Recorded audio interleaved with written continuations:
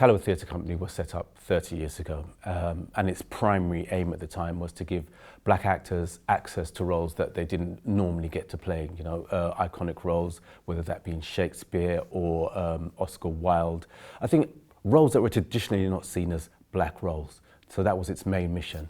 30 years on, it's done over 40 productions, many award winning. You know, I've never seen people so afraid. I saw babies barely able to walk by themselves. Where were their parents? Somewhere drunk with fear, forgetting they had a child. I saw Christina's baby sister. She was just standing there, and everybody ran past her, back and forth, kicking her out of the way, like she was a football.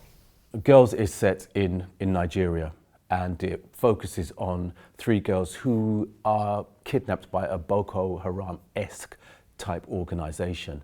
And basically we watch their story as they develop strategies to cope with their predicament. I first met Therese Ikoko, the writer of the play. Ahead of doing the production, we did a reading of it when she won the Alfred Fagan Award. And immediately I just found the characters really beguiling and engaging and really true to life. She writes young women incredibly well. They feel really vital, they feel really relatable, and they're obviously in a situation that is absolutely at the extreme of experience, something that anyone would really struggle to deal with. But in it, we see their friendships that feel familiar. They feel familiar to me as a woman, they feel familiar to people from all around the world. You could imagine 3 girls interacting in Brixton, in London, in the same way that these 3 do in Nigeria, in confinement. Good evening, gentlewomen and polished men, prestigious officers of press, media and correspondence. For those of you from distinguished international offices of news and broadcast, I make my introduction. For your pleasure to you, my name is Mr.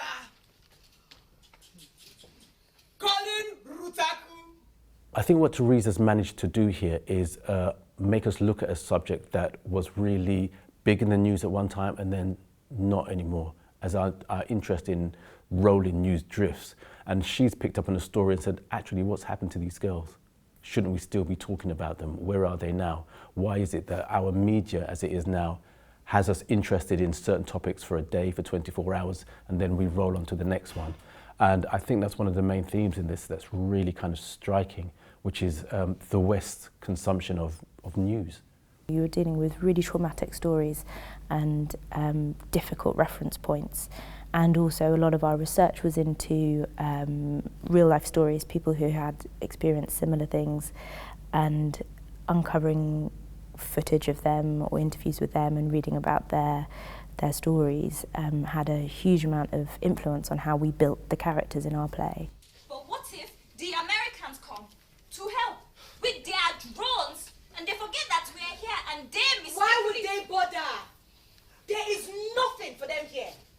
The Europeans wouldn't bother either, because 1 million of us dying is still not as bad as a handful of them dying.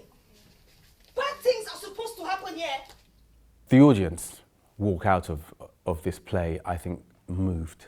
It's quite surprising because the humour is so upfront, the language is so funny, but what's happening is incredibly moving. I think you're kind of unprepared for where this piece will take you emotionally. And I think that's the power and the strength of the writing. There's something in it for everyone, in that you can tap into the politics if that's something that is interesting to you. You can also feel really heartened and engaged by these young women that you're watching mature in front of your eyes. There's a lot of humour, despite the sort of the dark setting. There's actually a huge amount of comedy in the show, and a lot of the rapport between the actors and them as their characters is based on that. It's the way they know each other so well and can really make fun of each other, and all with love, but it's joyful to see that happening on stage. Thank you, Philip. I am all the way in this beautiful, exotic location here with Mr. and Mrs. Danja, the parents of the now famous Tisana. Mr. Danja, you must be so proud of your daughter.